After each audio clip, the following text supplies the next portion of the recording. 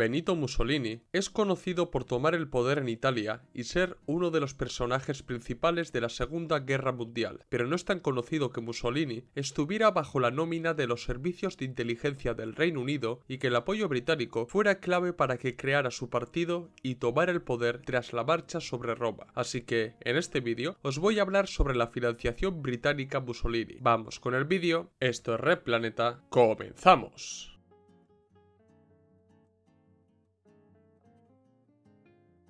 Este episodio de la vida de Mussolini no es tan conocido, porque, por un lado, los británicos no han querido airear los antiguos contactos que tuvieron con él para presentarse ante las nuevas generaciones como uno de los países más democráticos y siempre del lado correcto de la historia, y por otro, porque los admiradores y seguidores de Mussolini prefieren no indagar en estas cuestiones ya que se caería su imagen de patriota y de nacionalista. Para desgracia de los británicos y de los seguidores de Mussolini, la verdad histórica y la evidencia documental demuestran que hubo cooperación entre los servicios de inteligencia británicos y Mussolini, y os voy a explicar cómo y por qué se creó dicha cooperación. Antes de convertirse en la principal figura del fascismo internacional y en el primer ministro de Italia, Mussolini comenzó su andadura política en el movimiento socialista italiano, llegando a ser militante del Partido Socialista de Italia. Al principio, Mussolini era un socialista bastante particular porque, a diferencia de otros socialistas italianos, solía leer a Nietzsche, al sindicalista revolucionario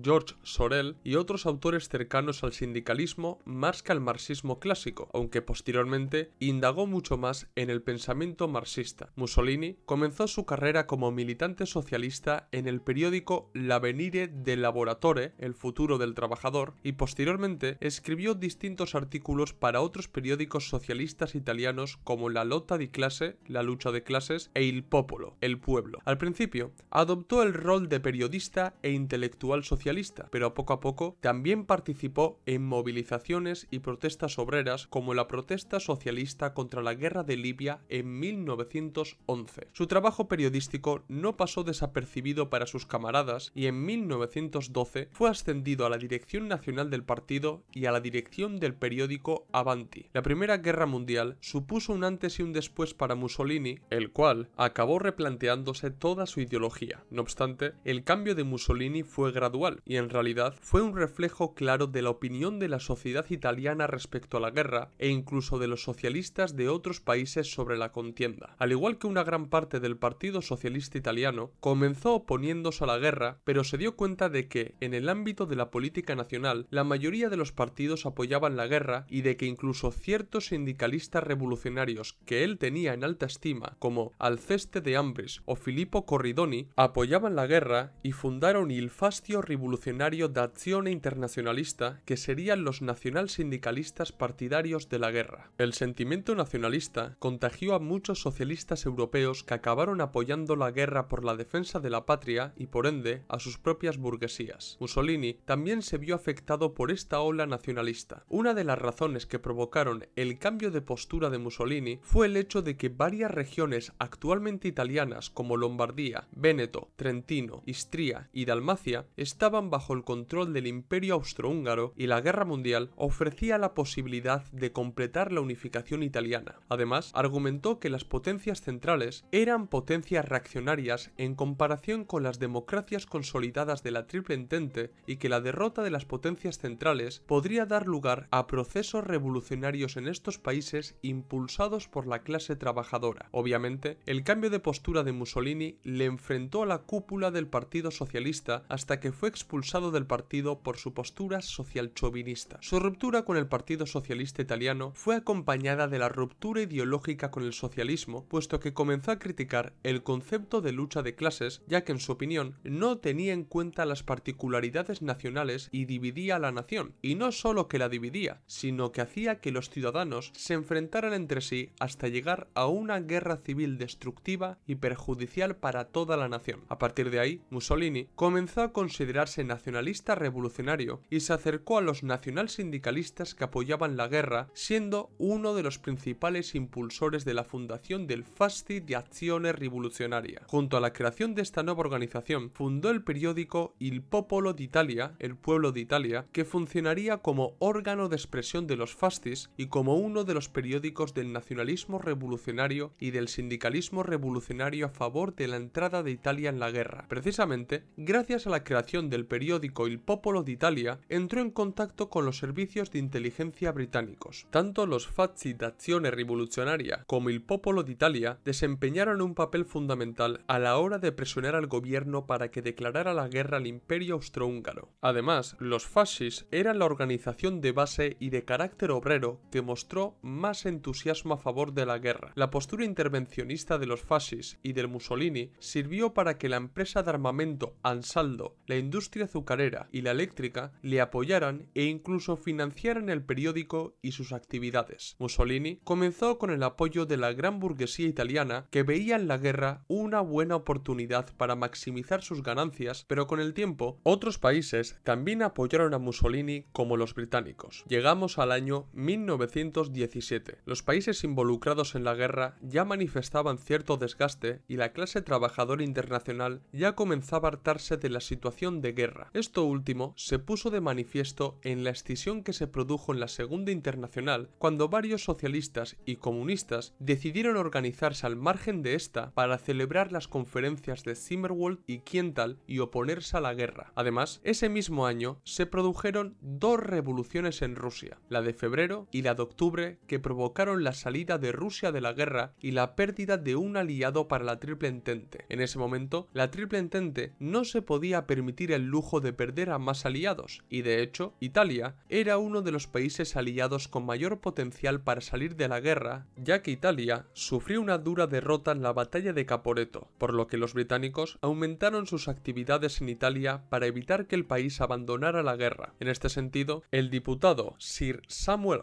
Hoare, que representaba al MI5 en Roma y que a través del MI6 había contratado a 100 agentes en todo el país, se puso en contacto con el periódico Il Popolo d'Italia para financiar sus actividades y mantener la opinión pública del país a favor de la guerra. El plan de Hoare recibió el nombre en clave de The Project y reclutó a Mussolini como agente de influencia del Reino Unido en Italia y le llegó a pagar una retribución semanal de 100 libras esterlinas, que hoy equivalen a alrededor de 6.000 libras, es decir, más de 7.000 euros semanales. Pero es que la actividad de Mussolini a sueldo del MI5 no se limitó a hacer propaganda a favor de la guerra. Mussolini se mostró dispuesto a hacer llamamientos a los trabajadores italianos para que no protestaran contra la guerra e incluso aseguró a Hoare que utilizaría veteranos de guerra para que salieran a las calles a reprimir a los manifestantes y a los socialistas y comunistas que trabajaban por desatar una huelga política en contra de la guerra, demostrando que los fascis eran el destacamento de combate de la burguesía italiana aliada con la británica. Hasta 2009 no era muy conocido que Mussolini, que recibió el nombre en clave de The Count, había sido agente de influencia de los británicos en Italia, llegando a cobrar 100 libras semanales, pero la gran labor del historiador de la Universidad de Cambridge, Peter Martland, que investigó las memorias y documentos de Hoare, permitió dar con el informe concreto del diputado británico en el que se detallaba la contratación de Mussolini por parte del MI5. Es importante señalar que la financiación británica a Mussolini y los fascis italianos se canalizó a través del periódico Il Popolo d'Italia para que este hecho no se interpretara como la financiación británica directa de elementos fascistas en Italia. Pero el apoyo británico no se limitó a la propaganda a favor de la guerra en Italia, sino que los británicos fueron una pieza fundamental en el auge del fascismo en Italia. Para entender cómo los británicos continuaron apoyando a Mussolini, debo recurrir al libro Negro di Londra, Londres Negro, escrito por Mario José Cereghino y Giovanni Fasanella, en el que se exponen los vínculos y relaciones entre Mussolini y los servicios secretos británicos, MI5 y MI6. El plan The Project era mucho más ambicioso, y en realidad poner a Mussolini a trabajar para los servicios de inteligencia británicos no era más que una parte del gran plan británico. La Triple Entente ganó la Primera Guerra Mundial y evitó que Italia saliera de la guerra tras la dura derrota que sufrieron en Caporetto. Esto se debió en gran parte a la propaganda propaganda belicista realizada por el Popolo d'Italia de Mussolini y a las actividades contrarrevolucionarias de los escuadristas. El siguiente objetivo era evitar que se produjera un proceso revolucionario similar al de Alemania o Hungría. Es cierto que tras la Primera Guerra Mundial comenzó el Bienio Rosso en Italia, pero los británicos, que ya tenían bajo su influencia los elementos mussolinianos, evitaron la profundización del proceso revolucionario empleándolos como grupos de combate anticomunistas.